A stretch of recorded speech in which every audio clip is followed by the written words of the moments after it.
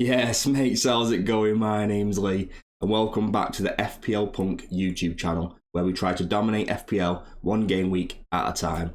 So today we'll talk from a game week 10 team selection and highlight potential issues and try to suggest potential transfers. If you enjoy FPL, subscribe to the channel down below for more content. Anyway, let's rock and roll. Get strong.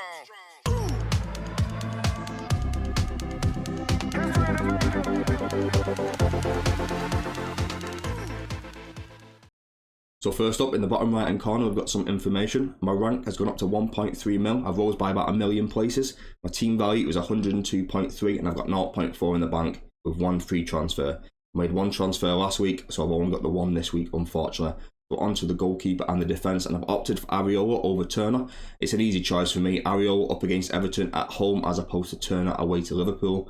West Ham are playing well, they're keeping the odd clean sheet, he's getting a few save points here and there. I think Areola at 4.2 million is a great pickup, is a really good goalkeeper around that price range as well. I think he's better than most 4.5 to 5 million goalkeepers. I think you've probably only got some of the other guys that might kind of compete with that level of performance. Great player, really happy with him as a pick, and he might just be a set and forget up until I decide to make a transfer in the goalkeeper position. In the defence, up first we've got Pedro Porro away to Palace. Probably seems like a difficult fixture on paper, but we all saw what Newcastle did to them at the Smash Palace. I think this will be quite a difficult game for Spurs. I think they'll win and they'll keep a clean sheet, but I don't think it'll be an easy game. I think it'll be quite tough for 60-70 minutes, and then they'll finally manage to break through, and then they might get a second towards the end. And if it is that kind of game where it's quite Palace sit back and defending that low block, the fullbacks whipping on the outside might be really important. And like Porro's impact on the game might need to be enhanced for Spurs to do well in that game. So as a result, I think Porro is a good pick. I think he's a great pickup. If you haven't got any Spurs defenders and you want it to go for someone, I don't think Porro is a bad pickup. I think their fixtures aren't as good as they were maybe 2 or 3 weeks ago, but I still think it's a decent pickup from that point of view. On to Matty Cash, home to Luton, probably one of the prime players. Probably one of the prime teams to target this season would be Luton, and one of the teams with the best run of fixtures right now is Aston Villa. So most people have got 2, potentially 3. If you've not got Matty Cash, I think Matty Cash is still a good pickup right now. Home to Luton, we all know what Matty Cash can do, bombing up and down that right wing, getting shots away, touches inside the box, very attacking, tends to score the goals as from that Villa team. I say it, a lot of people say it, Villa create from the left, score from the right. I think that will continue up against these. I can't see it being a demolition job. I think Villa will win it, but Luton haven't been smashed yet. They've not been badly beaten by anybody, so I can see it maybe being 2-0 Villa, 3-0 Villa, and if Matty Cash is involved, great. Really hope he is, and I think it's a great pickup. If you don't have a Villa defender, either Cash, like his price is constantly rising now, so if you can't afford Cash, I can't even mind someone like a Pau Torres, to be honest with you. On to Kieran Trippier, and he's just been like one of the best pickups I've gone for this season. I bought him at 6.5. He's up to 7 million so far. Away to Wolves, their fixtures do get a little bit worse after this point, so I think you've probably missed the point of Trippier or Newcastle defender returns. But he might just be a hold for me. He's like a medium term hold player. I've got no issues with him. He can return in any game, and kind of the way he plays, he usually does pretty well on the bonus. So even if the game's 1-1 or 2-1, Trippier is always there or thereabout. So I feel like his floor is usually about 4 points a game or something like that. So I'm pretty happy with him, and I don't really see an issue of keeping him in this team. And people that have got the likes of Burn and Shah, I think you've made a mistake by not going Trippier. Like, I know he's significantly more expensive, but he's outscoring him by 4, 5, 6 points per game. If I was on wildcard, would I go Trippier? I'd consider it, like I really would consider it. Like, I still think he's a good pickup. It's just his fixtures aren't as good as they were maybe 2 or 3 weeks ago when I wildcarded.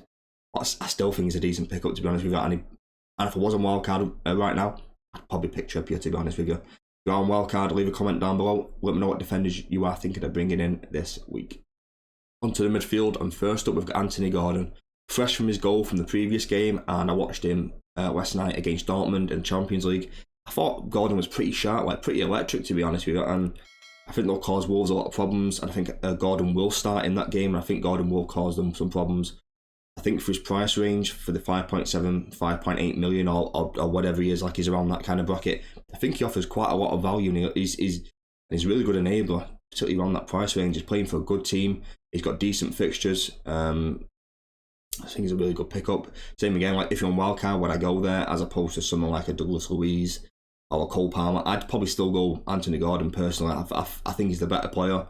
I think he's in the better team generally, and I feel like his points are going to be kind of more assured as opposed to someone like a Cole Palmer who seems very reliant on penalties. Even Douglas Luiz to an extent, but he's like he has pitched him with a couple open play goals as well. But I really like Anthony Gordon as a pick, and away to Wolves is a good fixture for him. On to Jared Bowen, home to Everton. Bowen's been great, and Bowen's been in great form this season, and I don't see that slowing down against Everton. Everton they're a strange team to watch. They're kind of open but defensive at the same time, and they leave quite a lot of space. And I think Jared Bowen can exploit that space. I don't see Jared Bowen being spoken about enough this season. He's ticking along very nicely. He's got quite a few goals, quite a few assists. He's on some set pieces. I think he's a great pickup. Probably one of the better buys that I've made this season. He's pretty much a hold up until about game week 19 for me. West Ham's fixtures are pretty solid. I feel like he's fairly reliable in terms of output, and we don't know if he's on penalties as well. And if he is on penalties, happy days, mate. Like that's another source of points. Onto Heung-min Son, and same as Pedro Porro. I think it's a good fixture for Son, and I think most fixtures are good attacking fixtures for Spurs, even against the likes of Man City or Liverpool. I think because the way Spurs are playing now, like it's quite progressive, quite attacking. I don't think it really matters who they play. I don't want to use the term fixture proof, but I think Son's hitting that point where he might become fixture proof. Now I've got a bit of a dilemma this week. I really want Saka. My only way to Saka for free is Son down to Saka. I don't necessarily think that move is worth it, even though Saka's up against Sheffield United. I don't see Saka going mad in that game. I'm not sure about his injury status. Like I don't know how fit he is. I reckon he's there or thereabouts, but I don't think he's 100%. I reckon he's probably 85% because Arteta just refuses to give the lad a break. So in terms of that move for me, I'm pretty happy keeping with Son for now. I have got a couple of other moves that I can do, but I'd have to take a hit for that. It's probably taking Haaland down to somebody, upgrading Anthony Gordon to Saka, Haaland down to Evan Ferguson or something. I'm not sure. I haven't thought about it too much, but same again, I don't really like that move because I quite like Gordon as a pick this week as well. So bit of a tough one. I might have to go without Saka this week, unfortunately. But back to Son, playing as number 9 is a decent return since going to number 9. Like it's almost kind of peaks and troughs. He has a monster haul one week of 12, 13, 15 pointer. Then he has 2, 3, 7, 15 points. It's like kind of up and down all the time. If you can kind of persevere with him and take the blanks as they kind of come around, I think he'll explode every now and again. And every 2 or 3 weeks, I can see him getting a 15 points or so. Son might be a set and forget, leave him, don't bother wasting transfers on him because you will want him back eventually. On to Moussa Diaby, and the second Aston Villa player that I've got up against Luton. Hasn't been in great form recently, and he got a few assists a few game weeks ago, but he hasn't scored for maybe 5 or 6 weeks now, and starting to concern me a little bit. And I wish I didn't go for Diaby right now. I wish I'd gone for somebody else, moved some money around and got somebody else in instead. But unfortunately, it's one of those. I still think for his price range is great value, but if I was on wildcard right now, probably wouldn't go Diaby. I'd probably opt for someone like a Matoma for even cheaper. Matoma 6.5, Diaby 6.7, 6.8, something like that. He is still playing as like a semi number 9, number 10, floating out wide and stuff. He is kind of there or thereabouts, up there with Ollie Watkins, but he just doesn't seem to be getting as many shots away. Like he doesn't seem to be, his XG is not as high, like he's not scoring as many goals, obviously. So he's a bit of a concern for me right now, Diaby. But sometimes you've got to play the fixtures. They've got Luton, they've got Forest coming up as well. So I think I just need to trust the fixtures and hope that Diaby gets something back. King of FPL himself, Mo Salah, home to Forest, great fixture, prime captaincy shout for me. He's probably number 1. I don't see many players kind of competing with him. You've probably got maybe someone like an Ollie Watkins who might be competing with Salah, and then you've always got the likes of Son away to Palace, or Haaland's always in the mix as well. But for me, Salah will be the prime captain's shout for me. hasn't looked as good for me, but like I mentioned in my last video, and I'll leave a little link somewhere as well, like I was speaking to a friend and I was kind of criticising Salah, saying he wasn't playing well, but they kind of came back and said, is that not a sign of a good player? Like you don't always want your players to play well and not return. Like if Salah's not playing well and still returning, great, just wait for him to play well and see what he can do. Like if he plays well against Forest, he could easily get a hat-trick, so it's one of those of the former's temporary class is permanent kind of thing, and Salah easily falls into that bracket. He's still a class player. I still don't like his positioning, but he's still churning away in terms of FPL. And it's one of those, he looks great as an FPL option, but I don't think he looks great on the pitch.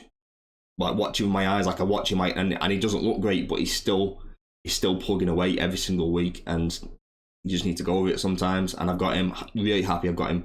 People that don't have Salah, I'd be worried now. Liverpool, I've got quite a nice run of fixtures, and if you don't have Salah, maybe try and think of a way of how you can maybe get Salah into your team. If you're on wildcard, I think it's an easy pickup for Salah. I don't see a world where if you're on wildcard, you don't get Salah. That would just be strange, just like a really strange decision to me. But to each their own. If you're on wildcard, leave a comment down below. Last but not least, we're on to the forwards. And first up, Ollie Watkins, second captaincy shout, just behind Salah for me. Home to Luton, in great form. His goal, can't remember who Villa played last week.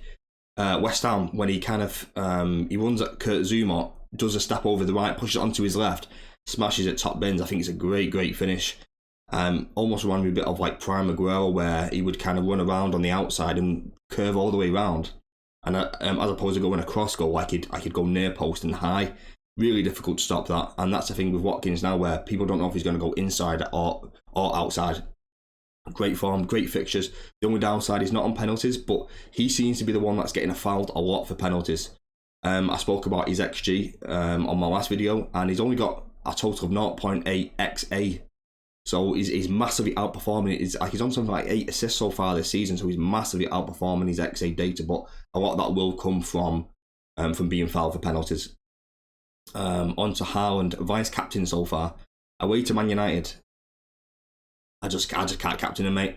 That's my bias coming through. Don't care. You can hate if you want. Haaland doesn't look right to me, and I've watched City quite a lot. He doesn't, like, he's not quite clicking with things. He's very, like, the way Haaland plays is very reliant on creativity from other people. He can't necessarily create goals on his own. Like he's not someone like a Salah who gets the ball on the wing, goes past a couple of players and slots it in. It's not like a Son where he gets the ball to feet. He can jink around, stick it in the top corner. Like Haaland needs the balls into the box. He needs feeding basically, and he's not getting that service. He's not being fed, and the players around him just aren't as creative as someone like a KDB, where he's whipping those deep balls into the back post, or he's feeding the balls through quite narrow gaps, and he's Ivy Needle stuff, and Hounds running on one-on-one, slipping it through. I think it's going to be quite a tough game for both teams. I think it's going to be quite a dull game.